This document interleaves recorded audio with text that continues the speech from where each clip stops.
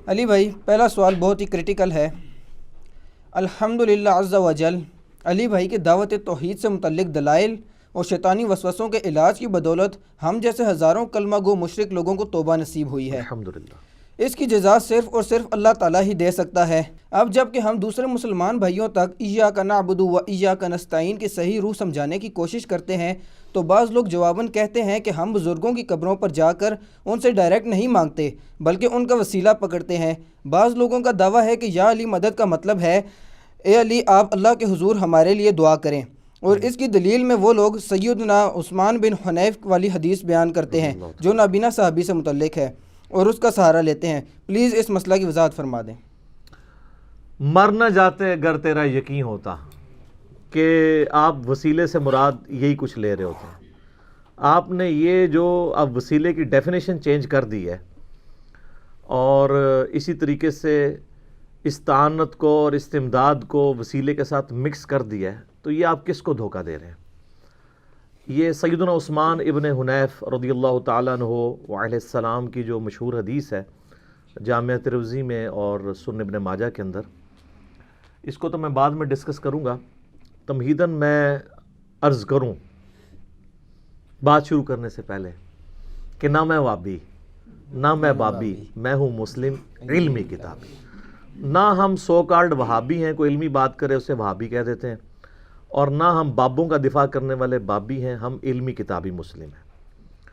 اور آپ کو پتہ ہے کہ میں نے وسیلہ اور توسل کے اوپر آلموسٹ 8 سے 8 سال پہلے مسئلہ نمبر 43 وسیلہ اور توسل کے صحیح احکام و مسائل ریکارڈ کروا دیا تھا۔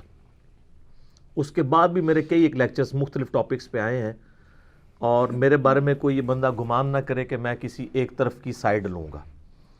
میں تو ان عقائد کے معاملے میں خصوصاً جو اللہ کے محبوب صلی اللہ علیہ وآلہ وسلم سے متعلق ہیں، نہ تو میں صوفیوں کے امام علی السبکی المتوفیٰ 756 ہجری کے ساتھ ہوں، اور نہ ہی سلفیوں کے امام ابن تیمیہ المتوفیٰ 728 ہجری کے ساتھ ہوں۔ یہ دونوں امام ایکسٹریم کے اوپر ہیں، اور آپ دیکھیں یہ دونوں امام ایک وقت کے اندر ہیں، اور دونوں ماشاء اللہ تعالی شیخ الاسلام ہیں۔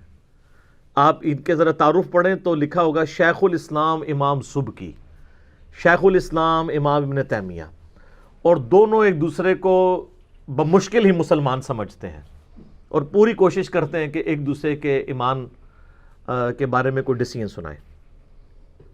تو ہم تو سچائی کی بات کریں گے۔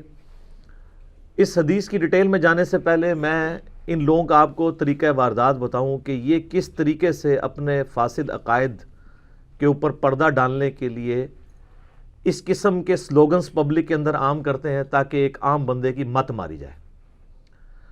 جب کبھی بھی ہم وسیلہ اور توسل پہ اس حوالے سے بات کرتے ہیں کہ آپ غیر اللہ کو مدد کے لیے ڈائریکٹ نہ پکاریں، اگر آپ اللہ تعالیٰ کی بارگاہ میں نبی صلی اللہ علیہ وآلہ وسلم کا وسیلہ پیش کرتے ہیں تو ہم نے کبھی بھی آپ کے اوپر فتویٰ نہیں لگایا اس معاملے کے اندر۔ ہمارا جھگڑا یہ ہے کہ آپ استمداد کو اور استعانت کو وسیلہ کے نام میں لوگوں میں پروپیگیٹ کرنے کی کوشش کرتے ہیں، اور فوراً وار کریں گے جب بھی کبھی اس طرح کی استعانت کے اوپر بات ہوگی تو یہ فوراً کہیں گے جی آپ یا رسول اللہ کو نہیں مانتے۔ نعوذ باللہ من ذالک۔ بھئی کون ہے جو یا رسول اللہ کو نہیں مانتا؟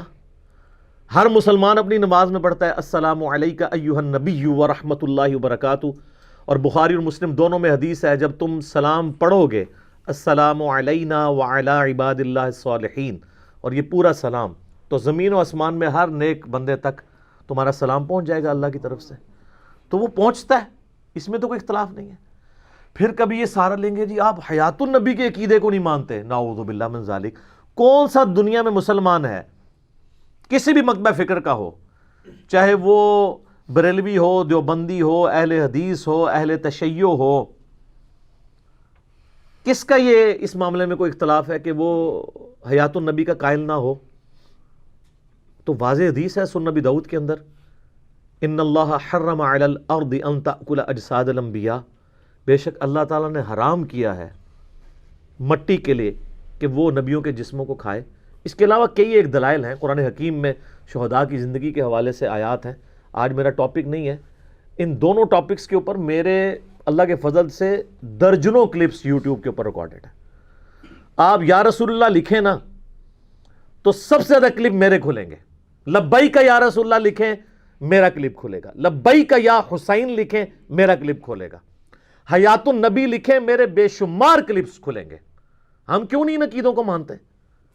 آپ صرف ان عقیدوں کے پیچھے شیلٹر لے کے اور جو توحید فی دعا ہے، یعنی دعا میں اللہ کے ساتھ اور ہستیوں کو جو شریک ٹھہرائے ہوئے ہیں، اس کے لیے لیم ایکسکیوزی ڈیوائز کرتے ہیں، جعلی دلائل لوگوں کے سامنے لے کے آتے ہیں اور ان چیزوں کے پیچھے چھپتے ہیں. کبھی وسیلہ اور توسل کے نام پہ چھپنا شروع کر دیتے ہیں، کبھی جو ہے وہ حیات النبی کے عقیدے کا سہارا لیتے ہیں، کبھی وہ یا رسول اللہ کے عقیدے کا سہارا لیتے ہیں، تاکہ ایک عام بندہ کہ جی وہ جی یہ تو مانتا ہی نہیں ہے.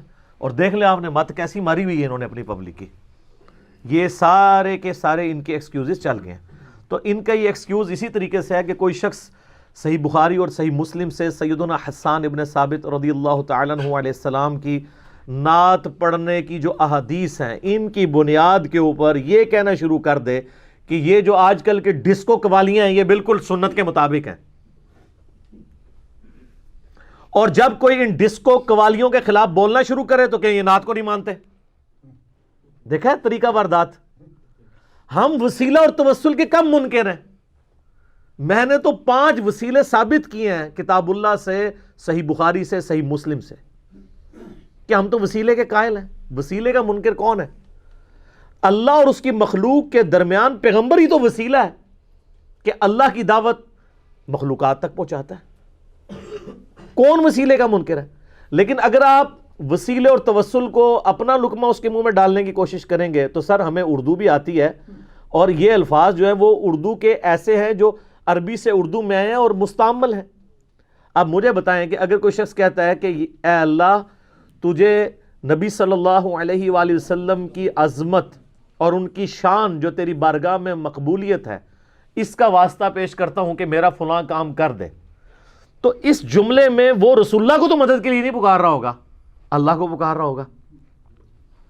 اسی طریقے سے اگر کوئی کہتا ہے کہ اے اللہ مولا علی رضی اللہ تعالیٰ عنہ علیہ السلام کو جو تو نے مرتبہ دیا ہے، میں اس کا وسیلہ تیری بارگاہ میں پیش کرتا ہوں کہ تو میرا یہ مسئلہ حل کر دے، تو اس میں وہ مولا علی کو تو نہیں مدد کے لیے پکار رہا. اب جب ہم کہتے ہیں آپ یا رسول اللہ مدد یا علی مدد یا شیخ عبد القادر جیلانی مدد کیوں کہتے ہیں؟ وہ کہتے ہیں جی ہم تو توسل اختیار کرتے ہیں. تو ہمیں توسل میں اور استعانت میں، وسیلے میں اور استمداد میں فرق نہیں آتا. آپ ڈائریکٹ کہہ رہے ہوتے ہیں یا علی مدد. اب آپ نے اس کی ڈیفینیشن بدل لی ہے کہ یا علی مدد کا مطلب یہ نہیں ہے کہ علی ہماری مدد کرے گا، بلکہ یہ ہمارا عقیدہ ہے کہ ہماری بات مولا علی تک پہنچے گی، مولا علی اللہ کے حضور سفارش کریں گے اور اللہ ہماری مصیبت حل کرے گا. اور سر اس کو یا علی مدد نہیں کہتے، اسے کہتے ہیں اللہ تجھے علی کا وسیلہ، علی کا واسطہ. اب دو چیزوں کو یہ مکس کر رہے ہیں. ہم نے اس طرح کے وسیلوں کے اوپر کبھی بھی فتویٰ نہیں لگایا، لیکن جب آپ استعانت اور استمداد ڈائریکٹ شروع کر دیتے ہیں تو پھر ہم آپ کو کہیں گے کہ آپ یہ جو تعلیمات امت کے اندر پھیلا رہے ہیں یہ کتاب و سنت کی تعلیمات کے 100% منافی ہیں، اور کتاب و سنت میں بالکل اس کی کوئی گنجائش نہیں ہے. اب آپ لاکھ بہانے کریں کہ نہیں جی نہیں اصل مطلب یہ ہوتا ہے، بیچ میں یہ ہوتا ہے، اوپر سے یہ نظر آ رہا ہوتا ہے. سر عقیدہ جو ہے نا وہ قطعی الدلالہ ہونا چاہیے. یہ نہیں ہے کہ سامنے آپ نے پوسٹر کوئی اور لگایا ہوا ہے اور اندر آپ کوئی اور چیز. اور ویسے ان کا بھی قصور نہیں، یہ کر رہے یہی کچھ ہی ہیں. مسجدوں میں اہل سنت والجماعت لکھا ہوا ہے، اور نماز نہ سنت کے مطابق پڑھ رہے ہیں نہ صحابہ کی جماعت کی سنت کے مطابق پڑھ رہے ہیں. باہر لکھا ہوا ہے اہل سنت والجماعت. جب اتنا بڑا پوسٹر لگا کے پیچھے ان کا جعلی سودا چل رہا ہے تو عقیدوں کا بھی جعلی سودا آپ بیچیں گے. اگر کوئی شخص شراب کی بوتل کے بعد روح افزا یا جام شیریں یا نورس لکھ دیتا ہے تو لکھتا رہے، اندر تو جو چیز ہے وہی موجود ہے. تو یہ ان کے جھوٹے طریقے ہوتے ہیں جس کے ذریعے لوگوں کو دھوکہ دینے کی کوشش کرتے ہیں. تو میں ان سے ریکویسٹ کروں گا کہ اللہ سے ڈریں اور استعانت کو، استمداد کو وسیلے اور توسل کے ساتھ مکس نہ کریں. آج میرا ٹاپک نہیں، ورنہ میں اس پہ بھی 1 گھنٹہ کم از کم فی البدی بول سکتا ہوں. میں نے بڑی محنت کر کے 2 لیکچرز ریکارڈ کروا دیے ہیں. پہلا لیکچر ہے مسئلہ نمبر 3، دعا صرف اللہ ہی سے، استمداد کے لیے، استعانت کے لیے اپروپریٹ میں نے ورڈ جو ڈیوائز کیا، دعا صرف اللہ ہی سے، ایاک نستعین کی اپروپریٹ ٹرانسلیشن۔ یہ آلموسٹ 1.25 گھنٹے کا لیکچر ہے، جتنے اشکالات ہیں ان کے دھوکے وہ میں نے اس میں ریزالو کیے ہیں، یہاں تک کہ جو آخری ان کا سب سے بڑا دھوکہ ہے کہ جی شرک تو ختم ہی ہو چکا ہوا ہے، اس کا بھی میں نے جواب دیا ہے بخاری اور مسلم کی روشنی میں۔ اور اس کے اوپر میں نے ایک ریسرچ پیپر بھی لکھا ہے، دعا صرف اللہ ہی سے۔ ہماری ویب سائٹ ahlsunnatpak.com پہ جائیں، 8 صفحوں کا وہ PDF ہے، ڈاؤن لوڈ کریں، اس کو پڑھیں۔ اور اگر آپ نے ہارڈ کاپی منگوانی ہے تو آپ ہماری اکیڈمی میں روزانہ صبح 9 سے لے کے شام 5 بجے تک رابطہ کر سکتے ہیں، +92 کے کوڈ کے ساتھ، اور پاکستان سے کریں گے تو ڈائریکٹ کریں گے 032159000162 ہمارے اکیڈمی کا نمبر ہے۔ تو یہ ریسرچ پیپرز آپ منگوائیں، فری ڈاؤن لوڈ کریں آپ ویب سائٹ سے، اور اس کو پڑھیں، ان کے سارے اشکالات کے میں نے جوابات دیے ہیں۔ اور اسی کی ایکسٹینشن ہے مسئلہ نمبر 43، وسیلہ اور توسل کے صحیح احکام و مسائل، اور یہ وہ لیکچرز ہیں جو آج سے 6 7 8 سال پہلے کے ریکارڈ ہوئے ہیں۔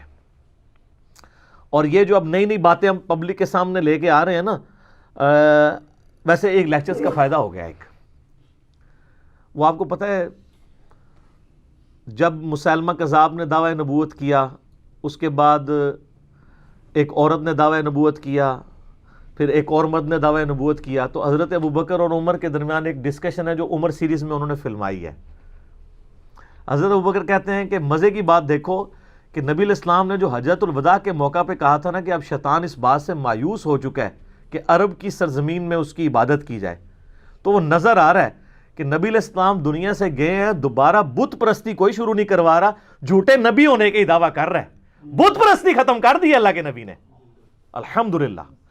تو اللہ کے فضل سے ہماری ویڈیوز کی برکت سے کم از کم یہ شرم و حیا ان کو آ گئی ہے، اب یہ وسیلے اور توسل کہہ رہے ہیں، نہیں ہم کب کہتے ہیں مولا علی ہمارے مشکل کشا ہے، ہم تو کہتے ہیں یا علی مدد کا مطلب ہے وہ اللہ سے کہیں گے، اللہ کرے گا۔ تو یہ کتنا بڑا فائدہ ہے، اللہ ایک سٹیپ تے طے کراتا ہے نا، اللہ تک تے پہنچ گئے نا۔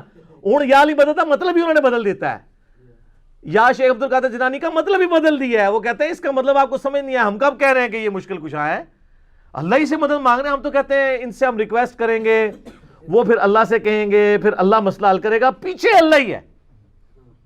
ٹھیک ہے، تو میں سمجھتا ہوں کہ اس پہ اللہ کا شکر ادا کرنا چاہیے، اور ایک دفعہ جھوم کے کہنا چاہیے کہ نہ میں وہابی نہ میں بابی، میں ہوں مسلم علمی کتابی۔ کم از کم اس دعوت حق کی برکت سے یہ چیز تو پبلک کے سامنے آئی ہے نا کہ سچائی کیا ہے، اور اس کو آپ ایک عام فہم زبان میں سمجھ لیں۔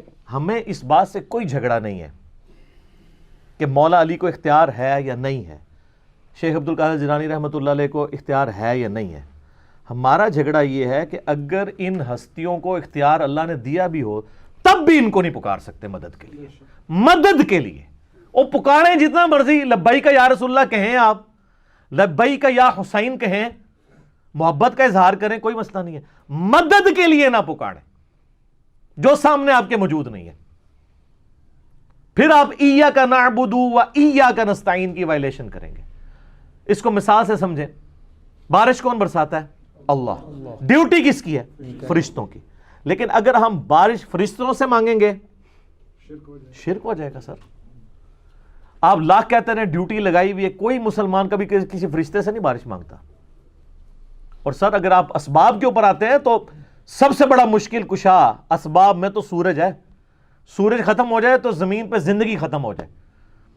دنیا میں موسموں کا بدلنا، پودوں کا اپنی خوراک تیار کرنا، اس خوراک کو جانوروں کا کھانا، پودوں کی اپنی زندگی، ہماری زندگی ساری ڈیپینڈنٹ ہے سورج کے اوپر۔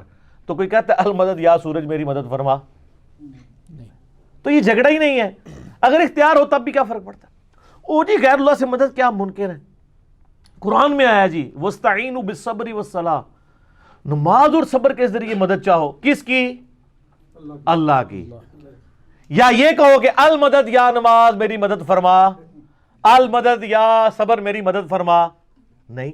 اسی آیت کے اندر آگے جا کے آتا ہے، اسی آیت میں ان اللہ مع الصابرین، بے شک اللہ تعالیٰ صبر کرنے والوں کے ساتھ ہے۔ تو صبر اور نماز کے ذریعے بھی اللہ کی مدد مانگنی ہے۔ ظاہری اسباب آپ اختیار کریں، یہ بیٹھے میں ان کو کہتا ہوں مجھے پانی پلا دے، ٹھیک ہے، ظاہری سبب ہے، قرآن میں حکم ہے وَتَعَاوَنُوا عَلَى الْبِرِّ وَالتَّقْوَى وَلَا تَعَاوَنُوا عَلَى الْإِثْمِ وَالْعُدْوَانِ، نیکی اور پرہیزگاری کے کاموں میں ایک دوسرے کی مدد کرو، برائی میں الگ رہو۔ ظاہری اس بات تو حکم ہے ہم اس کے اوپر کہ اس کو اڈاپٹ کرنا ہے، لیکن یہی بندہ سامنے موجود نہ ہو، یہ بغداد میں ہو، وہاں بھی قبر کے اندر ہو، اور میں کہوں جی مجھے پانی پلا دو، تو اب وہی بات، وہی جملہ صرف فریم آف ریفرنس بدلنے سے ایاک نستعین کی وائلیشن ہو جائے گی۔ یہ پروٹوکول اللہ ہی کا ہے کہ آپ دعا میں صرف اللہ ہی کو پکار سکتے ہیں، اللہ کے سوا کسی کو نہیں پکار سکتے۔ یہ کلیئر کٹ مسئلہ ہے، یہ بہت سینسٹیو ٹاپک ہے۔ میں اس کے اوپر اتنے دلائل میں نے رکھے ہوئے ہیں جو میں نے ڈسکس کیے ہیں مسئلہ نمبر 3 کے اندر اور سرچ پیپر نمبر 3 کے اندر۔ دعا صرف اللہ ہی سے، جسے شوق ہے تو اسے دیکھے۔ آ چکے ایک اسپیسیفکلی یہ سوال سیدنا عثمان ابن حنیف رضی اللہ تعالیٰ عنہ کی حدیث سے متعلق ہوا، جس کی انہوں نے غلط انٹرپریٹیشن کی۔ یہ حدیث صرف اور صرف وسیلہ اور توسل سے ریلیٹڈ تھی، اس میں کوئی استعانت، استمداد کچھ ثابت نہیں ہوتا، کوئی گھسیٹ کے بھی کرنے کی کوشش کرے۔ یہ حدیث جامعہ ترمذی میں بھی موجود ہے، یہ حدیث سنن ابن ماجہ میں بھی موجود ہے، اور یہ حدیث مشکات المصابیح میں دوسری جلد کے اندر دعاؤں والے چیپٹر کے اندر ہے کہ نبی علیہ السلام نے ایک دعا تعلیم کی ایک صحابی کو۔ یہ مشکات المصابیح میرے ٹیبل پہ رکھی ہوتی ہے، اس کی یہ دوسری جلد میں اگر آپ آئیں تو جامع دعاؤں کا بیان، اس کی جو تیسری فصل ہے اس میں انٹرنیشنل نمبر کے مطابق مشکات میں 2495 ہے، ترمذی میں یہ ہے 3578، اور سنن ابن ماجہ میں یہ حدیث موجود ہے۔ یہ حدیث کچھ یوں ہے کہ سیدنا عثمان ابن حنیف رضی اللہ تعالیٰ عنہ کہتے ہیں کہ ایک نابینا شخص نبی علیہ السلام کے پاس حاضر ہوا اور کہا یا رسول اللہ صلی اللہ علیہ وآلہ وسلم، آپ میرے لیے دعا کریں کہ میری بینائی واپس آ جائے۔ آپ علیہ السلام فرمایا کہ اگر صبر کر لو تو اچھا ہے، اور اگر تم چاہتے ہو میں دعا کر دیتا ہوں۔ وہ بڑا سمجھدار تھا، اس نے کہا جنت تو ویسے ہی مل جانی ہے، صبر کر کے جنت جو کمانی ہے وہ تو ایمان کی بدولت مل ہی جانی ہے، دنیا تو میری آسان ہونا۔ نے کہا نہیں یا رسول اللہ آپ دعا ہی کریں۔ تو آپ نے پھر فرمایا کہ تم اس طرح کرو، وضو کرو، اس کے بعد 2 رکعت نفل پڑھو اللہ کے حضور، اور پھر یہ دعا کرو اللہم انی اسألک واتوجہ الیک بنبیک محمد صلی اللہ علیہ وآلہ وسلم، اے اللہ میں تجھ سے سوال کرتا ہوں اور تیری طرف متوجہ ہوتا ہوں اپنے نبی کے ذریعے محمد صلی اللہ علیہ وآلہ وسلم، نبی الرحمہ جو کہ نبی رحمت ہے۔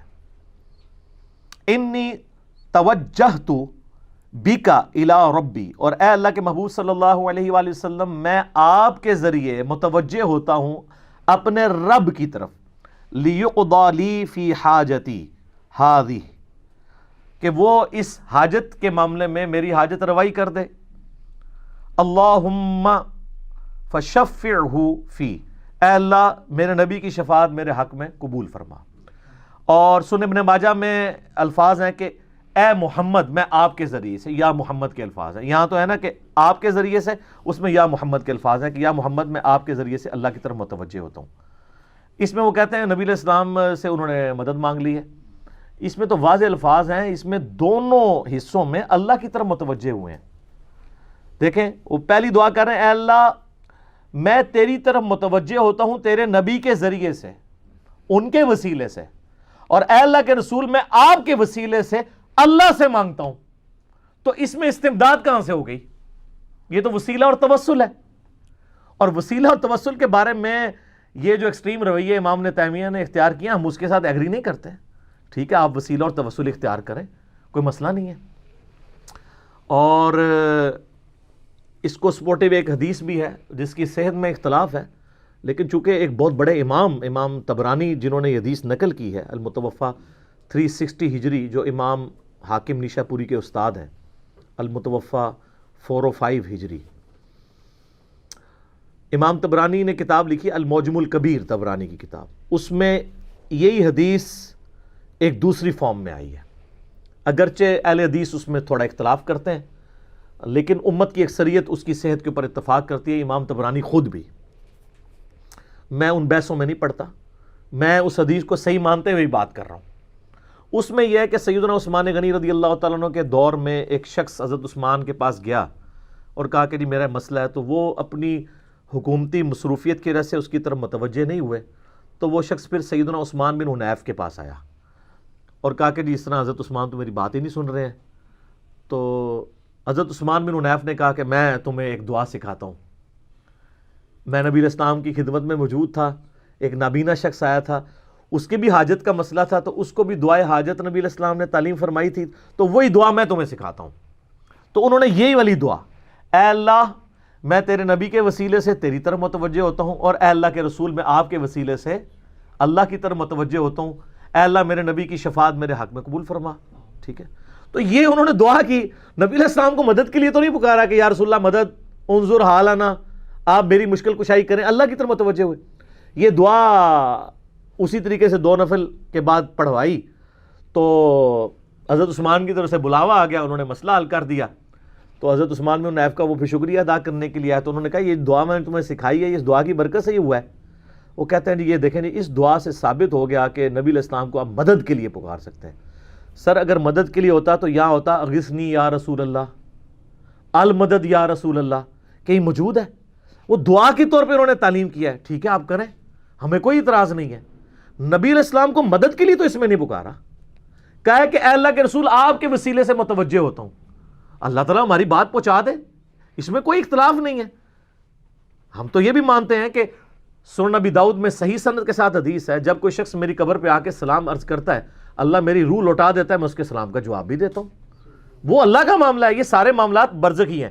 لیکن اس کو دنیاوی اگر کہیں گے تو پھر میں آپ سے کہوں گا کہ اس سلام کا جواب ہم سنتے تو کوئی نہیں ہے. اگر وہ دنیاوی ہو تو ہم سن بھی رہے ہوں, ہمارا پہنچنا بھی برزخی ہے, آپ علیہ السلام کی روح کا لوٹنا بھی برزخی ہے, اور اس کا جواب دینا بھی برزخی ہے. وہ اس ٹائم اینڈ سپیس کی چیز نہیں ہے. لیکن یہ اس کو حقیقی اور حصی بنانا شروع کر دیتے ہیں, اس حوالے سے وہاں سے اختلاف شروع ہو جاتا ہے. تو سر یہ اس حدیث سے مجھے بتائیں استعانت کو یا استمداد کو گھسیٹ کے ثابت کرنا, تو میں اس کے اوپر وہی بات کروں گا کہ یہ اسی طریقے سے ہے جیسے کوئی جو ہے وہ نعت کے فضائل کے ذریعے ڈسکو قوالیاں ثابت کرنا شروع کر دے. وہ دو الگ چیزیں ہیں. آپ صرف کسی چیز کے, میں نے پہلے بھی کئی دفعہ عرض کیا کہ ہمارے سب کانٹیننٹ کا کلچر ہے کہ وہ 10 لکھا ہوتا ہے نا, تو ایک صفر لگاتا ہے ایک بزرگ آ کے, اس کو 100 بناتا ہے. ایک اور بزرگان دین میں سے ایک بزرگ آتا ہے, وہ کہتا ہے نہیں صفر میرا بھی لگا لو, کرتے کرتے وہ لاکھ بن جاتا ہے. 10 سے بات شروع ہوتی ہے اور وہ لاکھوں تک پہنچ جاتی ہے. جتنی بات ہے اتنی رکھیں. اور یہ سیدنا عثمان بن حنیف رضی اللہ تعالیٰ عنہ کا فہم ہے کہ انہوں نے اس دعا کو نبی علیہ السلام کی وفات کے بعد بھی ایز اے دعا تعلیم کیا ہے. ہم کوئی اس معاملے میں کسی کے اوپر فتویٰ نہیں لگاتے, کوئی کرنا چاہتا ہے ضرور کرے, لیکن سر جان کی امان پائیں تو عرض کرے ان سے بھی ایک بڑے صحابی ہیں جو امیر المؤمنین ہیں, جن کے بارے میں اسپیسیفکلی ہمیں حکم ہے جامع ترمذی میں, سنن ابی داؤد میں, سنن ابن ماجہ میں, علیکم بسنتی و سنت الخلفاء الراشدین المہدیین, تم پر میری سنت اور میرے خلفاء راشدین کی سنت لازم ہے. جب کبھی ایک خلیفہ راشد اور ایک عام صحابی کی سنت آپس میں کو ٹکرائے گی, ہم پریفریبل خلیفہ راشد کو فالو کریں گے, دوسرے صحابی پہ ہم فتویٰ نہیں لگاتے. نعوذ باللہ, ہم کبھی نہیں جرت کریں گے کہ ہم حضرت عثمان ابن حنیف کو کبھی معاذ اللہ بدعتی کہنا شروع کر دیں یا نعوذ باللہ, ایسی بات نہیں. لیکن سر وہ بھی تو پبلک کو بتائیں. یہ روایت تو طبرانی میں ہے, دور کی کتاب میں, کیونکہ جو ترمذی اور ابن ماجہ میں وہ تو آپ علیہ السلام کی مبارک زندگی والی دعا ہے, جو بعد والا واقعہ ہے وہ تو اس میں موجود نہیں ہے, وہ تو طبرانی میں ہے. اور جو صحیح بخاری کے اندر تھا وہ یہ چھپاتے ہیں, اور چھپاتے ہیں تو اس کے اندر بھی بیان بھی کرتے ہیں تو ڈنڈی مارتے ہیں. اور وہ ہے صحیح بخاری میں انٹرنیشنل نمبر کے مطابق 1010 نمبر حدیث, 1010 کتاب الاستسقاء چیپٹر کے اندر. سیدنا عمر فاروق رضی اللہ تعالیٰ عنہ کے زمانے میں قحط پڑ گیا, تو وہ آپ صلی اللہ علیہ وآلہ وسلم کے چچا عباس ابن عبد المطلب کو اللہ کے حضور لے کر آئے دعا کے لیے, اور انہوں نے دعا کیا کہ انا کنا نتوسل الیک بنبینا صلی اللہ علیہ وآلہ وسلم, بے شک اے اللہ ہم پہل تیرے نبی کا توسل اختیار کیا کرتے تھے, تو ہم پہ بارش نازل فرماتا تھا. اب ہم تیرے نبی کے چچا کو لے کے آئے ہیں, پس ہم پہ بارش نازل فرما ان کی دعا کی برکت سے. تو انس بن مالک کہتے ہیں بارش نازل ہو جاتی. تو یہ وسیلہ شخصی سامنے موجود دعا کروائی. اب سیدنا عمر نے یہ کیوں کہا کہ پہلے ہم نبی علیہ السلام کو وسیلہ شخصی کے طور پہ لاتے تھے, یعنی ان سے دعا کرواتے تھے, اب ہم ان سے کروا رہے ہیں. تو آج کا کوئی پاکستانی عاشق رسول ہوتا تو وہ سیدنا عمر سے سوال کرتا کہ نبی علیہ السلام کی وفات کے بعد کیا آپ ان کی عظمت کے منکر ہو گئے؟ اب کیوں نہیں ان کا وسیلہ پیش کر رہے؟ اب ان کی قبر پہ جا کے آپ کیوں نہیں نبی علیہ السلام سے کیوں نہیں ریکویسٹ کر رہے؟ یہ کہتے ہیں نا, کسی کی جرت تھی وہ کہتا. ہاں, یہ 1400 سال بعد تو کہا جا سکتا ہے, یہ بڑا آسان ہے. تو سیدنا عمر فاروق رضی اللہ تعالیٰ عنہ علیہ السلام نے امت کو یہ عقیدہ سمجھایا کہ یہ چیز پریفریبل ہے کہ آپ اللہ کے حضور ایسے شخص سے دعا کروائیں جو سامنے موجود ہو. اور اس سے بھی بڑھ کے سیدنا عمر سے تو کوئی ڈھکی چھپی بات نہیں تھی. صحیح مسلم میں ایک حدیث موجود ہے کہ ایک سفر کے دوران جب بارش قحط پڑا ہوا تھا, راستے میں پانی بھی اویلیبل نہیں تھا, صحابہ کرام نبی علیہ السلام کے ساتھ سفر کر رہے تھے, تو سیدنا عمر نبی علیہ السلام کی خدمت میں حاضر ہوئے. کہا یا رسول اللہ, ہم نے بڑی مشکل سے تھوڑا تھوڑا پانی جمع کر کے ایک یہ پانی کا کٹورا جمع کیا ہے, اور اتنے صحابہ ہیں, آپ اس کے لیے دعائے برکت کر دیں تاکہ سارے سیراب ہو جائیں. جس طرح کہ بخاری مسلم میں آتا ہے کہ صلح حدیبیہ کے موقع پر جابر بن عبداللہ کہتے ہیں رضی اللہ تعالیٰ عنہ علیہ السلام کہ نبی علیہ السلام نے ایک پانی کے برتن میں انگلیاں رکھی تو آپ کے مبارک انگلیوں سے پانی کے چشمے جاری ہوئے. 1500 صحابہ نے وضو کیا, پانی پیا, جانوروں کو پلایا اور سٹور بھی کر لیا. اور جابر بن عبداللہ کہتے ہیں اللہ کی قسم ہم 1,00,000 بھی ہوتے نا وہ پانی زیادہ تھا. تو یہ معجزہ ظاہر ہوا. اور صحیح مسلم میں آتا ہے کہ سیدنا عمر نے ایک اور سفر میں یہ مشورہ دیا, وہاں پہ بھی پانی کے چشمے جاری ہوئے آپ کی مبارک انگلیوں سے. تو سیدنا عمر کو تو یہ بات پتا تھی کہ نبی علیہ السلام کی انگلیوں سے پانی کے چشمے جاری ہوتے ہیں, تو وہ سیدھا قبر رسول پہ کہتے ہیں یا رسول اللہ آپ اپنا مبارک ہاتھ باہر نکالیں, میں یہ پانی کا کٹورا لے کے آیا ہوں.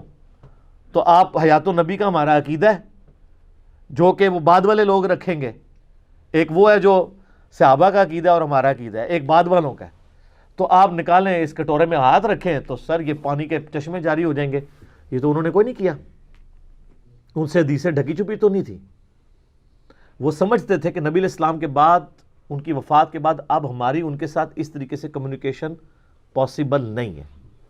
ہاں, آپ کے بابوں نے واقعات پھر لکھے ہیں, وہ فضائل اعمال کے اندر جو فضائل درود چیپٹر ہے اور فضائل حج والا, اس میں لکھا ہوا ہے کہ 555 ہجری میں, اور یہی واقعہ فضائل سنت کے اندر بھی لکھا ہوا ہے, یعنی دونوں بھاری جماعتوں نے, بریلویوں نے اور دیوبندیوں نے اپنی ٹیکسٹ بکس میں لکھا ہے کہ 555 ہجری میں شیخ احمد رفاعی جو ہے وہ حج کے لیے جب آئے اور پھر روزہ شریف پہ حاضر ہوئے, نبی علیہ السلام کی وفات کے آلموسٹ 550 سال کے بعد 90,000 لوگوں کی موجودگی میں انہوں نے قبر رسول پہ اشعار پڑھے اور کہا جب میں مصر میں تھا تو میری روح آستانہ اقدس کے اوپر حاضری دیا کرتی تھی, آج جسموں کے ملاپ کی باری آئی ہے, میں خود آ گیا ہوں, تو اپنا مبارک ہاتھ باہر نکالیں.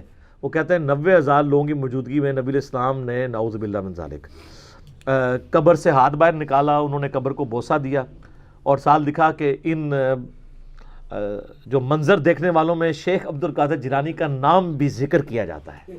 شیخ عبد القادر جیلانی کو پتہ بھی نہیں ہونا کہ میرا بھی نام ذکر کیتا جاتا ہے. جھوٹ. یہ صحابہ کے ساتھ کیوں نہیں ایکسپیرینس ہوئے ہیں؟ بہت بڑا واقعہ جس سے امت دو ٹکڑے ہو گئی ہے, سقیفہ بنی ساعدہ والا. مولا علی اور سیدنا ابوبکر کا جو اختلاف تھا بیعت کے معاملے میں, 6 مہینے مولا علی نے بیعت نہیں کی ہے. کسی صحابی کے دماغ میں بھی یہ بات نہیں آئی کہ قبر رسول سے جا کے فیصلہ کروا لیتے ہیں کہ آپ کا سکسیسر کون ہے. ان کو پتا تھا نبی علیہ السلام کے ساتھ اب ہم یہ کمیونیکیشن نہیں کر سکتے, صلاۃ والسلام ہمارا پہنچتا ہے, یہ کام نہیں کریں گے. پھر اما عائشہ 47 سال اس حجرہ میں رہی ہیں جس حجرے کے اندر نبی علیہ السلام کی مبارک قبر ہے. کوئی ضعیف روایت دکھائیں کہ اما عائشہ کہیں کہ میری نبی علیہ السلام کے ساتھ قبر پہ ملاقات ہوئی ہے. ان سے زیادہ لاڈلا کون تھا؟ شیخ احمد رفاعی زیادہ لاڈلا ہے.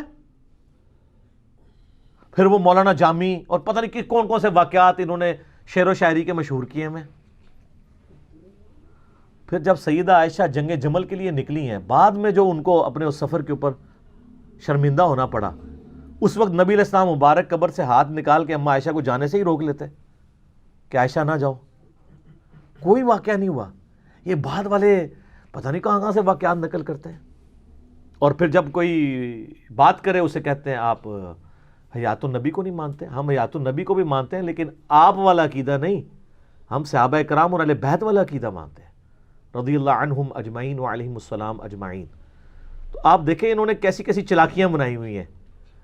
فوراً نہ ایک کوئی ادبی گالی دے دیں گے کہ آپ فلاں چیز نہیں مانتے، وہ بات کوئی اور ہو رہی ہوگی، جان بوجھ کے گھسیٹ کے نہ کوئی ایک جذباتی جملہ ایسا بولیں گے تاکہ پورا میلہ لوٹ لیں.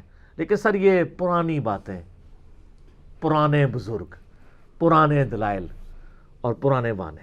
کیوں؟ کیونکہ اب تو جگہ جگہ ندا ہے کہ نہ میں وابی نہ میں بابی، میں ہوں مسلم علمی کتابی. علمی کتابیں تو ہم پھر اسی لیے پھر میں کہتا ہوں نا کہ بابوں کا خدا اور ہے اور کتابوں کا خدا اور. یہ دیکھ لیں ساری کتابی باتیں ہو رہی ہیں، اور یہ کتابیں اللہ کے فضل سے کوئی میں نے نہیں بنائی ہوئی ہیں، یہ اہل سنت کی ایگریڈ اپون کتابیں ہیں، اور میں نے کوئی یہ کسی غار سے جا کے دریافت نہیں کی ہیں. موجود تھیں آپ کے مدرسوں کے اندر تھیں، جس کے نوٹس آپ کاٹ کاٹ چھانٹ کے پڑھایا کرتے تھے اور اپنے مطلب کی چیزیں بیان کرتے تھے، دوسری بیانیں نہیں کرتے تھے. اب پبلک کے سامنے آئی ہیں تو ان کو ہاتھ پاؤں پڑ گئے. تو آپ یہ دیکھیں گے کس طریقے سے دھوکہ دیتے ہیں. وسیلہ اور توسل کا سہارا لے کر استمداد ثابت کرتے ہیں اور استعانت ثابت کرنے کی کوشش کرتے ہیں. میرا خیال ہے جب یہ ہماری ویڈیو پبلکلی لوگوں کے سامنے آئے گی نا، لوگوں کو پتہ چل جائے گا ان کے دھوکے ہے کیا ہیں. اور آپ دیکھیں جب کبھی کوئی اس طرح کا دھوکہ سامنے لے کے آتے ہیں نا، میرے تک جب فیڈ بیک کے طور پہ بات پہنچتی ہے نا، میں وہ دھوکہ پھر اس کو ایڈریس کر دیتا ہوں تاکہ آئندہ کے لیے کوئی اس حوالے سے مس چیف نہ کر سکے. اب میں اپنے ایمان کے اظہار کے لیے عرض کروں، اللہ کے نبی علیہ السلام آج اگر دنیا میں موجود ہوں، واللہ ہم اپنا ہر مسئلہ رسول اللہ کے پاس لے کے جائیں. صحابہ کرام لے کے جاتے تھے، کیا دین کا مسئلہ، کیا دنیا کا مسئلہ آپ کے سامنے لے کے جائیں. لیکن جب نبی علیہ السلام دنیا سے تشریف لے گئے، اس کے بعد کبھی صحابہ کرام علیہم رضوان اپنے مسئلوں کے لیے، خصوصاً وہ مسئلہ جو آپ کے سکسیسر کا تھا کہ خلیفۃ الرسول کون ہے، وہ نہیں لے کے گئے. سیدہ فاطمہ کا باغ فدق والا مسئلہ ہوا، وہ بھی سیدنا ابوبکر کے پاس آئیں. وہ ایک معاملہ میرا اس کے اوپر ریکارڈڈ ہے. قبر رسول پہ حاضر نہیں ہوئی، نہ انہوں نے کہا کہ ابوبکر آؤ قبر رسول پہ جاتے ہیں، وہاں سے جا کے فیصلہ کرواتے ہیں. کسی کے دماغ میں بھی یہ عقیدے نہیں تھے جو بات کے لوگوں نے بنایا ہے. تو اب میں صرف سمجھانے کے لیے بات کر رہا ہوں، اس کو کوئی برا نہ مانے، لیکن بعض اوقات اس لیول پہ اتر کے مجھے بات سمجھانی پڑتی ہے کہ سر صحیح بخاری میں حدیث ہے کہ ایک صحابی تھے سیدنا عبداللہ ابن عتیق رضی اللہ تعالیٰ عنہ. ان کو نبی علیہ السلام نے ایک ڈیوٹی سونپی. اس ڈیوٹی سے واپسی پہ انہوں نے قلعے کی دیوار سے چھلانگ لگائی، اس کی وجہ سے ان کی پنڈلی کی ہڈی ٹوٹ گئی. پنڈلی کی ہڈی سر ٹوٹ جائے نا تو 6 مہینے تو کم از کم آپ بیڈ ریسٹ کے اوپر ہیں، پلسٹر بھی لگاؤ، بڑی مشکل سے وہ ریکوری ہوتی ہے. نبی علیہ السلام کی خدمت میں حاضر ہوئے. اس حدیث میں آتا ہے کہ جب ہڈی ٹوٹ گئی تو انہوں نے اپنی پگڑی کھول کے اپنی ٹانگ کو وقتی طور پہ باندھ لیا. نبی علیہ السلام کے پاس حاضر ہوئے اور بتایا کہ یا رسول اللہ جو آپ نے ڈیوٹی لگائی تھی میں نے پوری کر دی ہے. سر دیکھ لیں، ہم کہتے تو پہلے جا کے بات کرتے یا رسول اللہ دیکھو تواڈے پیچھے لت پروا لیجیے سی. نبی علیہ السلام نے خود ان سے استفسار فرمایا کہ یہ کیا ہوا ہے؟ کہ یا رسول اللہ اس طرح میری ٹانگ ٹوٹ گئی. آپ فرمایا ادھر کرو. مبارک ہاتھ پھیرا. وہ کہتے ہیں اللہ کی قسم اس طرح میری ہڈی ہوگی کہ کبھی ٹوٹی ہی نہیں تھی. سبحان اللہ. سر یہ میڈیکل سائنس میں امپاسبل ہے، یہ معجزہ ہے، یہ آیتن ہے، یہ اللہ کی نشانی ہے. تو یہ میرا عقیدہ ہے کہ نبی علیہ السلام دنیا میں موجود ہوں تو میں اپنے دینی، دنیاوی، جسمانی، روحانی، ظاہری، باطنی ہر مسئلہ آپ سے جا کے حل کرواؤں گا. بالکل ٹھیک ہے. لیکن جب نبی علیہ السلام قبر مبارک کے اندر چلے گئے، اللہ کی جنتوں میں چلے گئے، اب آپ کمیونیکیشن درود و اسلام کے حوالے سے تو ہے، باقی معاملات اگر لے کے جائیں گے تو پھر میں سمجھانے کے لیے عرض کر رہا ہوں اسی حدیث بخاری کی بنیاد کے اوپر کہ کون سا عاشق رسول ہے جو دنیا میں کروڑوں لوگوں کو اپنے عقیدے کا گرویدہ کرنے کے لیے اپنی پنڈلی کی ہڈی توڑوائے، اس کا ویزا مدینہ شریف کا ہم ارینج کر دیں گے، اور اس کے بعد وہ قبر رسول پہ حاضر ہو اور کہے کہ آپ نے تو عبداللہ ابن عتیق کی بھی جوڑی تھی، تو آپ قبر مبارک سے ہاتھ باہر نکالیں تو میں بھی آپ کا گناہگار امتی ہوں، اس پہ ہاتھ پھیریں یہ ٹھیک ہو جائے۔ کون سا عاشق رسول ہے جو یہ پنڈلی کی ہڈی توڑوانے کے لیے تیار ہے؟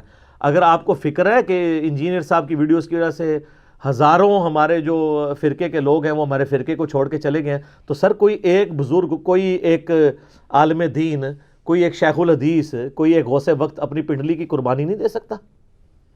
لینا رسک تو پتہ چل جائے گا۔ ان کو بھی پتہ ہے کچھ نہیں ہونا، یہ پاسبل نہیں ہے، اور ساتھ ہی آپ کو کاؤنٹر کوشچن کر دیں گے جی اللہ سے کروا لیں۔ سر اللہ نے تو کبھی کہیں نہیں کہا ہوا، اللہ نے تو آپ کو اسباب کے ساتھ جوڑا ہے۔ ابرا کا لشکر ایک ہی دفعہ تباہ ہوا ہے نا، بعد میں یزید نے جو خانہ کعبے پہ چڑھائی کی تھی اس وقت تو اللہ تعالیٰ نے خانہ کعبے کی حفاظت نہیں نہ کی، دنیا بقدر ایفٹ ہے۔ صحیح مسلم میں موجود ہے، غلاف کعبہ بھی شہید ہو گیا، اور صحیح بخاری کے اندر موجود ہے قرب قیامت میں ایک پتلی ٹانگوں والا حبشی کعبے کی اینٹ سے اینٹ بجا دے گا۔ تو اللہ نے کب کہا کہ ہر دفعہ میں حفاظت کروں گا؟ وہ آگ ایک ہی دفعہ ابراہیم علیہ السلام کے لیے ٹھنڈی ہوئی ہے نا۔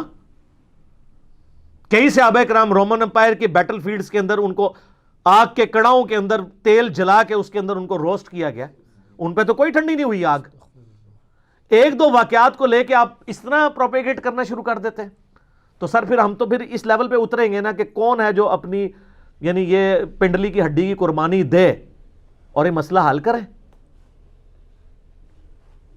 اس لیول پہ اتر کے بعض اوقات اس لیے سمجھانا پڑتا ہے کہ اس طرح کی بات کرنے سے جو بہت موٹے دماغ والے لوگ ہیں نا ان کو بھی بات سمجھ آ جاتی ہے۔ ہمارا مقصد کسی کو معاذ اللہ بے عزت کرنا نہیں ہوتا، ہمارا مقصد صحیح توحید لوگوں کو بیان کرنا ہے، ایاک نعبد و ایاک نستعین، کیونکہ یہ بہت سینسٹیو ایشو ہے۔ میں آپ کو مزے کی بات بتاؤں، 2011 یا 12 کی بات ہے، آج 29 دسمبر 2019 ہے، آلموسٹ سمجھ لیں 7-8 سال پہلے کی۔ اسلام آباد میں I-10 میں I-10 2 کے اندر ایک شیعہ بھائی تھے عالم دین، اب وہ فوت ہو چکے ہیں، اللہ تعالیٰ ان کی مغفرت کرے۔ ان کے ساتھ کے کچھ لوگ بھی 7-8 تھے، تو میں ان کے گھر میں مغرب کے بعد انہوں نے مجھے بلایا کہ چائے وغیرہ کٹھی پئیں گے، تو وہاں بیٹھا ہوا تو مجھے کہنے لگے انجینئر صاحب ہم آپ کے ساتھ اس بات پہ تو ایگری کرتے ہیں کہ یا علی مدد جو ہے نا وہ اس کی بجائے اللہ کو مدد کے لیے پکارنا چاہیے، لیکن یہ جو آپ آئے دن کہتے ہیں نا یا علی مدد کہنا شرک ہے، شرک نہ کہا کریں، ہم تو وسیلہ اور توسل وہی کہانیاں۔ تو میں نے ان کے سامنے سارے دلائل رکھے، انہوں نے کہا جی بتائیں قرآن میں یہ کہاں لکھا ہوا ہے کہ جو اللہ کے سوا کسی اور کو پکارے گا تو یہ شرک ہے؟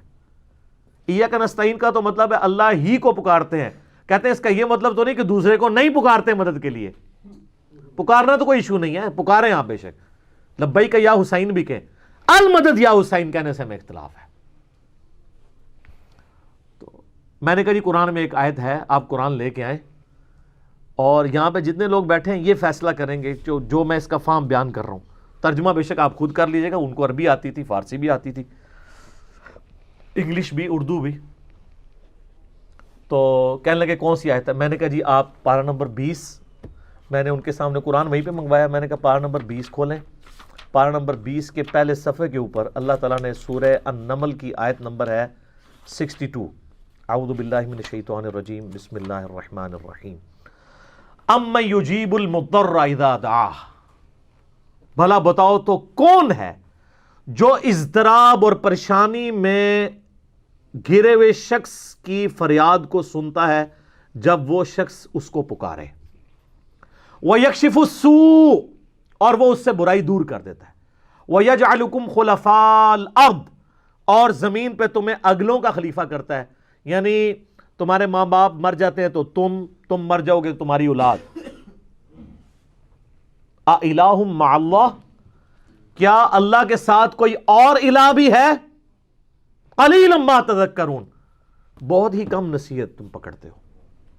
تو میں نے کہا یہاں پہ اللہ طرف ہمارا ہے اللہ کے ساتھ کوئی اور الہ ہے جو مصیبت اور پریشانی میں گھرے ہوئے شخص کی فریاد کو سنے، تو اٹ مینز کہ جس شخص کو بھی آپ مشکل کے لیے غائب میں مدد میں دعا کے طور پر پکار رہے ہیں، گویا آپ اسے الہ مان رہے ہیں۔ ویسے پکارنے کا کوئی جھگڑا نہیں ہے، یہ خام خواہ وہ بیچ میں یا رسول اللہ کو لے آتے ہیں، ہم تو لبیک کا یا رسول اللہ آج کی ڈیٹ میں بھی قائل ہیں، المدد نہ کہیں۔ تو میں نے کہا یہ بتائیں نا، اس میں تو اللہ تعالیٰ ہمارا ہے، جس کو بھی پکارو گے گویا تم اسے الہ مانے ہوئے ہو، تو آپ تو مولا علی کو پھر الہ مانے ہوئے ہیں۔ او آئیں میں شاید شروع کر دی، لیکن وہاں جتنے 7-8 لوگ بیٹھے تھے انہوں نے کہا انجینئر صاحب بالکل ٹھیک کہہ رہے ہیں، اس کا کوئی جواب نہیں ہے، یہ واضح چیز ہے۔ سر یہ ایک آیت اتنی بھاری ہے، اکثر آپ کو کہتے ہیں نہیں قرآن میں یہ بتائیں کہ یا علی مدد نہیں کہنا چاہیے، سر یہ ہے۔ یا شیخ عبد القادر جیلانی مدد نہیں کہنا چاہیے، سر یہ ہے۔ اور کس طریقے سے آپ کو سمجھایا جائے؟ سورہ النمل آیت نمبر 62۔ لیکن جس کی قسمت میں ہدایت ہے اسی کو ملے گی۔ اب میں اس ٹاپک کو کنکلوڈ کرتے ہوئے آپ کو ایک بڑی مزیدار حدیث سناؤں۔ ایک حدیث اور 3 عقیدے، یہ بھی میں نے دریافت کی ہے بخاری اور مسلم سے اللہ کے فضل سے، اور اس نے بڑے مسئلے حل کیے ہیں۔ یعنی ہم نے اب یہ میں نے پمفلٹ لکھا ہے دعا صرف اللہ ہی سے، یا میرا ریسرچ پیپر کے بعد میرا لیکچر دعا صرف اللہ ہی سے آیا ہے۔ اس سے پہلے کس نے یہ والی حدیث پریزنٹ کر کے توحید کی دعوت کو اس طریقے سے پیش کیا ہو؟ یہ اللہ تعالیٰ کا کرم ہے۔ یہ حدیث صحیح بخاری میں بھی ہے، صحیح مسلم میں بھی ہے، کہ سیدنا عاصم بن ثابت انصاری رضی اللہ تعالیٰ عنہ کے بارے میں آتا ہے۔ 70 صحابہ کو دھوکے سے شہید کیا کافروں نے، اوپر سے کلمہ پڑھا اور کہا یا رسول اللہ ہم اسلام سیکھنا چاہتے ہیں، اپنے 70 بہترین افراد دے دیں۔ نبی علیہ السلام نے اپنے لائق ترین 70 سٹوڈنٹس دیے، قاری جو قرآن جانتے تھے، وہ ان کو لے گئے، دھوکے سے راستے میں شہید کر دیا۔ اسی پہ نبی علیہ السلام نے پھر 1 مہینے تک قنوت نازلہ بھی پڑھی تھی کافروں پہ، بد دعا کے طور پہ۔ تو بخاری اور مسلم دونوں میں آتا ہے کہ جب آخری جو صحابی تھے نا ان کو شہید کرنے لگے سیدنا عاصم بن ثابت انصاری رضی اللہ تعالیٰ عنہ، تو انہوں نے مرتے مرتے ایک دعا کی شہید ہوتے ہوئے۔ وہ دعا نقل ہوئی ہے بخاری اور مسلم دونوں میں، میں نے ریسرچ پیپر نمبر 3 دعا صرف اللہ ہی سے اس میں بھی ڈالی ہوئی ہے۔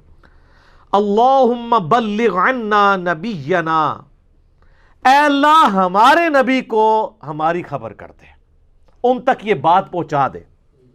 انا قد لقیناک فرضینا عنک، بے شک ہم تجھ سے ملاقات کر چکے ہیں اور ہم تجھ سے راضی ہیں اس تکلیف میں بھی۔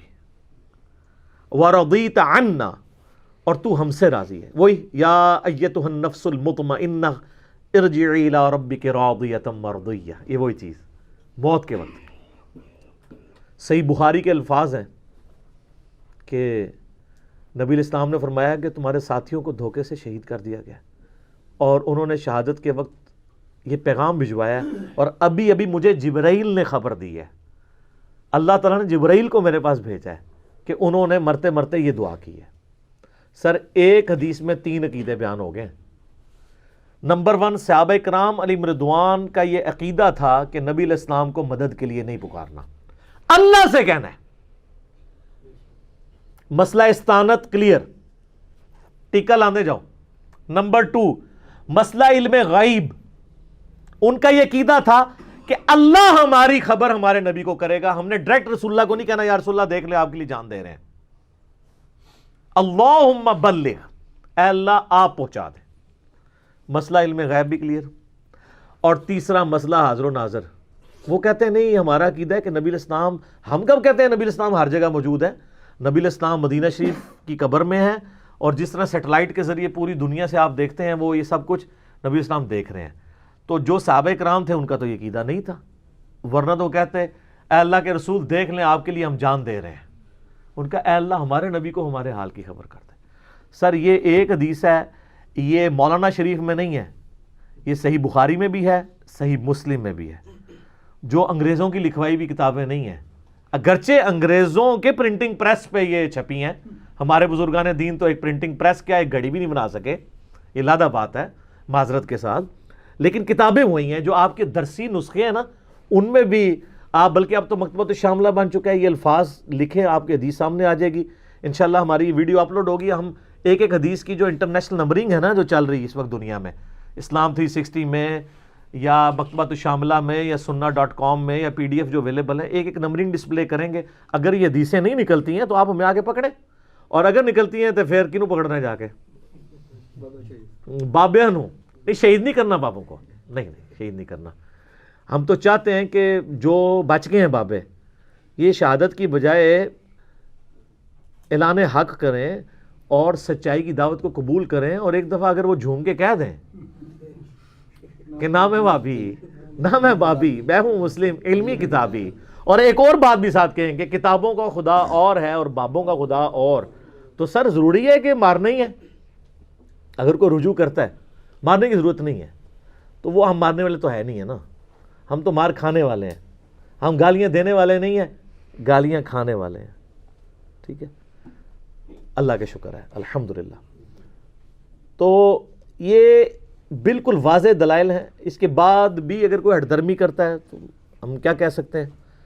میں اپنی گفتگو کو انکلوڈ کروں گا اس جملے پہ جو میں اکثر بولتا ہوں کہ شرک is the most sensitive issue in the sight of Allah. اللہ کے حضور سب سے زیادہ حساس معاملہ شرک کا ہے. اسی لیے سورہ نساء کی آیت نمبر 48 میں اور 116 میں 2 دفعہ ایک ہی صورت میں یہ آیت ریپیٹ ہوئی ہے، ان اللہ لا یغفر ان یشرک بہ ویغفر ما دون ذلک لمن یشاء. بے شک اللہ اس گناہ کو کبھی معاف نہیں کرے گا کہ کوئی شخص اللہ کے ساتھ کسی قسم کا شرک کرے. اس کے سوا جتنے گناہ ہیں جس کے لیے چاہے گا معاف کر دے گا، وہ بھی اوپن لائسنس نہیں ہے. اور پھر سورۃ المائدہ میں تو کلائمیکس ہے آیت نمبر 72 میں، انہ من یشرک باللہ فقد حرم اللہ علیہ الجنہ ومأواہ النار وما للظالمین من انصار. بے شک جو کوئی اللہ کے ساتھ شرک کرے گا، اللہ نے ایسے شخص پہ جنت حرام کر دی ہے اور اس کا ٹھکانہ جہنم ہے جہاں اس کا کوئی مددگار نہیں ہوگا. حتیٰ کہ صحیح بخاری اور مسلم دونوں میں حدیث، نبی علیہ السلام نے فرمایا اللہ تعالیٰ نے ہر نبی کو ایک مقبول دعا دی تھی، اس نے اس دنیا میں ہی کر لی. حضرت نوح علیہ السلام نے دعا کی اپنی قوم کے خلاف، اللہ نے پوری کر لی. اور میں نے وہ مقبول دعا اپنی امت کے لیے سنبھال کے رکھی ہے قیامت کے دن کے لیے، اور میری اس دعا کی برکت سے میرے ہر امتی کو نفع پہنچے گا، یعنی شفاعت کا، سوائے اس شخص کے جس نے دنیا میں کسی قسم کا شرک کیا ہوا. مشرک کے لیے شفاعت نہیں ہے، موحد کے لیے. تو اچھا یہ آپ ساری باتیں کریں گے، انہیں مانتے ہیں جی، ہم کب کہتے ہیں لیکن شرک تو ختم ہو چکا. نہ، پرانی باتیں ختم ہو چکا. تو یہ جو کچھ ہو رہا ہے یہ کیا ہو رہا ہے؟ یہ جو نصیریہ کہہ رہے ہیں کہ مولا علی اللہ ہے، یہ توحید ہے؟ اور کہانی بازو، اگر یہ ختم ہو چکا ہے شرک، تو شام کے اندر نصیریہ علی اللہ کیوں کہتے ہیں؟ وہ کیا یہودیوں کا کوئی آف شوٹ ہے یا کوئی عیسائیوں کا آف شوٹ ہے؟ مسلمانوں کا ہی ہے نا. تو شرک تو کر رہے ہیں. اور خود صوفیاء کے اندر ایسے لوگ ہیں جنہوں نے اللہ کے لیے حلولیت کا عقیدہ رکھا ہے، جس کی تکفیر خود کی ہے ان لوگوں نے کہ جی بندے کے اندر اللہ گھس جاتا ہے، نعوذ باللہ من ذالک. تو یہ اس طریقے سے نہیں ہے. میں نے اس لیکچر کے اندر بھی بتایا، ریسرچ پیپر میں بھی لکھا ہے، حصول برکت کے لیے میں کہتا ہوں کوئی بات رہ نہ جائے، یہ بھی مجھ سے سن لیں. بخاری اور مسلم دونوں میں حدیث ہے، نبی علیہ السلام نے فرمایا تم میں بھی وہی خرابیاں پیدا ہوں گی جو اگلے لوگوں میں ہوئی، قدم با قدم بالشت بار بالشت، تم بھی اسی راستے پہ چل پڑو گے. صحابہ نے عرض کیا یہ اگلے لوگوں سے مراد کیا یہود و نصارہ ہیں؟ آپ نے فرمایا اگر وہ لوگ مراد نہیں تو پھر کون سے لوگ مراد ہیں؟ یعنی وہی ہیں. اچھا یہ ہم پیش کرتے ہیں، وہ کہتے ہیں نہیں جی نہیں، اس سے مراد یہود و نصارہ کا فیشن آ جائے گا، یہ عقیدوں کی باتیں نہیں ہو رہی. نہ، پرانے بانے. اس حدیث کا شان ارشاد بھی موجود ہے جامعہ ترمذی کے اندر. یہ کس موقع پہ آپ نے فرمایا تھا؟ یہ اسپیسیفکلی آپ نے عقیدوں کے بارے میں تو کہا تھا کہ عقیدے کی خرابیاں تمہارے اندر آئیں گی جو اگلوں میں آئی تھی. اگلوں میں شرک نہیں آیا تھا. کس لیول کا شرک آیا؟ اتخذوا احبارهم ورهبانهم اربابا من دون اللہ، سورہ توبہ آیت نمبر 31. یہود و نصارہ نے تو اپنے بزرگوں اور جوگیوں کو، اپنے علماء اور جوگیوں کو، یہ اعلیٰ حضرت کا ترجمہ ہے، علماء اور جوگیوں کو یعنی صوفیوں کو اپنا رب مان لیا تھا اللہ کے مقابلے پہ. یہ شان ارشاد بھی سن لیں, جامعہ ترمذی میں ذات انوات والی حدیث ہے. نبی علیہ السلام غزوہ حنین کے موقع پہ ایک جگہ سے گزرے, وہاں پہ ایک درخت تھا جسے ذات انوات کہا جاتا تھا. وہاں پہ مشرکین عرب اپنا اسلحہ لٹکا کے جایا کرتے تھے, ٹچ کرتے تھے, تھوڑی دیر لٹکاتے تھے, آگے جاتے تھے, اور یہ عقیدہ تھا کہ اس کی برکت سے اللہ تعالیٰ ہمیں جنگ میں فتح دے گا. تو جب وہاں سے صحابہ کرام گزرے, اور میچورٹی کا آپ لیول دیکھ لیں کہ بھئی غزوہ حنین جو ہے وہ 8 ہجری میں ہوئی ہے, یعنی نبی علیہ السلام کی دعوت کو 20 سال گزر چکے ہوئے ہیں. آپ کے یہ وفات سے 3 سال پہلے کا واقعہ. یہ شرک اتنی بری چیز ہے, کس طریقے سے حملہ آور ہوتی ہے, کیونکہ شیطان ہے نا پیچھے. تو صحابہ نے کہا اے اللہ کے رسول آپ بھی ہمارے لیے کوئی درخت مقرر کر دیں کہ ہم بھی وہاں پہ اسلحہ لٹکائیں برکت کے لیے. ہائے ہائے ہائے. امام الموحدین صلی اللہ علیہ وآلہ وسلم نے کہا سبحان اللہ, محذوف تھا عما یشرکون. اللہ پاک ہے, یہ کیا بات تم نے کر دی, اور تم نے تو آج وہی بات کر دی جو موسیٰ علیہ السلام کے ماننے والوں نے کی تھی, جب وہ 12 قبیلوں کا لشکر 50 ہزار کا 6 لاکھ کا لشکر, اور 6 لاکھ صحابہ تھے, وہ تابعین تبع تابعین نہیں. سورۃ الاعراف آیت نمبر 138 میں آتا ہے, جب وہ اس ایک قوم کے پاس سے گزرے جو کہ بتوں پہ دھیان کیے ہوئے اعتکاف کیے ہوئے بیٹھے تھے, تو موسیٰ علیہ السلام سے ان کے ساتھیوں نے کہا آپ بھی ہمارے لیے اللہ کا کوئی بت مقرر کر دیں, ہم اس پہ دھیان کریں, اعتکاف کریں. تو حضرت موسیٰ علیہ السلام نے کہا تھا سبحان اللہ, اللہ پاک ہے, اس جاہل قوم کے اگینسٹ میں اللہ کی پناہ میں آتا ہوں, یہ کیا عقیدہ انہوں نے رکھا ہوا ہے. تو آپ علیہ السلام نے فرمایا تم نے بھی موسیٰ کے ماننے والوں والی حرکت کی ہے. پھر آپ نے فرمایا تم میں بھی وہی خرابیاں پیدا ہوں گی جو اگلوں میں پیدا ہوئی, قدم با قدم بالشت بر بالشت, حتیٰ کہ اگلے لوگوں میں سے کوئی گوہ کے سوراخ میں داخل ہوا. تو یہ سر یہ جو شان ارشاد ہے اس حدیث کا, وہ یہود و نصارہ کے فیشن کے اوپر نہیں ہے, بلکہ یہود و نصارہ کے عقائد کے اوپر ہے. تو جن لوگوں نے یہ کہانی بنائی, او جی شرک ختم ہو گیا. اچھا شرک ختم ہو گیا, نبی علیہ السلام کی وفات کے وقت صحابہ کرام کی کیا ٹینشن ہے؟ بخاری اور مسلم دونوں میں حدیث موجود ہے کہ نبی علیہ السلام کی جب وفات کا وقت قریب آیا, اما عائشہ کہتی ہیں کہ نبی علیہ السلام بار بار اپنی تکلیف کی وجہ سے چہرہ مبارک سے چادر ہٹاتے تھے, پاس پانی کا ایک پیالہ رکھا تھا, اپنا جسم تر کرتے تھے بخار کی گرمائش کو ٹھنڈا کرنے کے لیے, اور بار بار یہ جملہ بولتے تھے لعن اللہ یہود والنصارى, اللہ کی لعنت ہو یہودیوں پر اور نصرانیوں پر. اتخذوا قبور انبیاءہم مساجدا, انہوں نے اپنے نبیوں کی قبروں کو سجدہ گاہ بنا لیا تھا. یہ حدیث یہاں ختم نہیں ہوتی ہے. اما عائشہ کہتی ہیں کہ اگر مجھے یہ ڈر نہ ہوتا کہ لوگ رسول اللہ کی قبر پہ سجدے شروع کر دیں گے تو میں اپنے حجرے کی دیوار گرا دیتی اور اوپنلی زائرین کی زیارت کے لیے قبر رسول کو چھوڑ دیتی, لیکن مجھے ڈر تھا کہ حضور ہمیں ڈرا رہے تھے. اچھا سیدہ عائشہ کو تو ڈر تھا, سیدہ عائشہ کو کوئی آج کا 14ویں صدی کا مولوی کہتا نا کہ آپ کیوں ٹینشن لے رہی ہیں, شرک تو ختم ہو چکا ہوا ہے.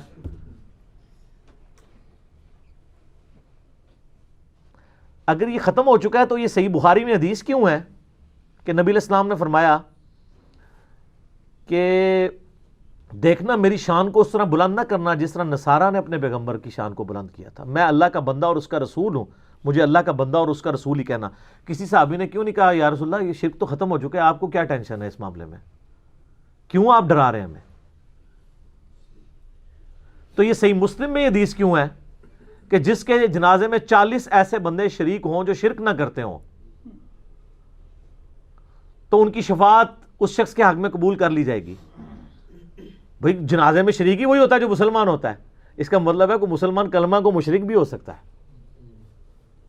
بے شمار دلائل ہیں, میں نے اس ریسرچ پیپر میں لکھے ہیں. دعا صرف اللہ ہی سے, اور مسئلہ نمبر 3 دعا صرف اللہ ہی سے, اس میں بھی بیان کیا. نبی علیہ السلام کی الموطا امام مالک میں حدیث ہے, آپ علیہ السلام دعا کرتے تھے اللہم لا تجعل قبری وثنا یعبد, اے اللہ میری قبر کو ایسا بت نہ بننے دینا کہ لوگ اس کی عبادت شروع کرتے. یار اللہ کے نبی کتنے حریص علیکم بالمؤمنین رؤوف الرحیم ہے, اپنی قبر کو بت کے ساتھ تشبیہ دے دی صرف بات سمجھانے کے لیے, ورنہ وہ تو قبر ایسی ہے کہ ہمارے ماں باپ ہماری نسلیں قربان ہو جائیں اس قبر مبارک کے اوپر. لیکن کہا ہے اللہ میری قبر کو بت نہ بننے دینا. سنن داؤد میں حدیث ہے، نبی علیہ السلام فرمایا میری قبر پہ میلہ نہ لگانا، تم دنیا کے کسی بھی حصے میں درود پڑھو گے نا میرے تک پہنچ جائے گا، درود کی غرض سے بھی میلہ نہ یہاں پہ لگانا۔ یہ ہے پیغمبر وقت کی ٹینشن۔ بخاری اور مسلم میں حدیث ہے، نبی علیہ السلام کی وفات کے دن تھے قریب، اور سیدہ عائشہ کہتی ہیں کہ حضور کی 2 بیویاں ام سلمہ اور ام حبیبہ آپس میں ڈسکشن کر رہی تھی کہ جب ہم وہ حبشہ گئے تھے تو ہم نے وہاں ماریا نام کا ایک گرجا دیکھا تھا جہاں پہ کچھ تصویریں لٹکی ہوئی تھی، اور نبی علیہ السلام کے بالکل آخری دن چل رہے تھے، آپ بیماری کی حالت میں یہ بات سننی تھی کہ آپ علیہ السلام نے اپنے چہرے مبارک سے چادر ہٹا کے کہا کہ یہی تو ان کی خرابی تھی، جب ان کا کوئی نیک بندہ یا نبی فوت ہو جاتا تھا وہ اس کی قبر کے اوپر تصویریں لٹکا دیتے تھے اور پھر وہاں پہ سجدے شروع کر دیتے تھے، قیامت والے دن یہ بدترین مخلوق بنا کے اٹھائے جائیں گے جو نبیوں اور بزرگوں کی قبروں پہ سجدے کرتے تھے۔ سر یہ سارے اڈے کن لوگوں نے آباد کیے ہوئے ہیں؟ اور جب کوئی ان کے خلاف بولتا ہے تو کہتے ہیں بزرگوں کو نہیں مانتے۔ یہ اسی طریقے سے ہے کہ ہم عیسائیوں کے شرک کے خلاف بولیں اور عیسائی ہمیں یہ کہنا شروع کر دیں کہ آپ عیسیٰ ابن مریم کو نہیں مانتے۔ بھئی عیسیٰ ابن مریم کو تو مانتے ہیں، ان کے نام پہ جو شرک کھڑا کیا ہوا ہے اس کو نہیں مانتے۔ جب ہم شرک کو کنڈیم کر رہے ہوتے ہیں کہ عیسیٰ علیہ السلام اللہ کے بیٹے نہیں ہیں، کیا ہمیں کبھی وسوسہ بھی آیا کہ ہم حضرت عیسیٰ کی توہین کر رہے ہیں؟ تو پھر آپ ہم پہ یہ کیوں الزام لگاتے ہیں کہ جب ہم کبھی شرکی ایکٹیویٹیز کو کنڈیم کرتے ہیں تو نعوذ باللہ من ذالک ہمارے دل میں نبی علیہ السلام کے لیے، صحابہ اہل بیت کے لیے کوئی بات آتی ہے؟ نعوذ باللہ من ذالک۔ یہ صرف ادبی گالیاں ہیں لوگوں کی آنکھوں میں دھول جھونکنے کے لیے، لیکن یہ پرانی باتیں ہیں، اب دور بدل چکا ہے۔ کیوں؟ کیونکہ نہ میں وابی نہ میں بابی، میں ہوں مسلم علمی کتابی۔ ٹھیک ہو گیا جی؟ ماشاء اللہ، جزاک اللہ۔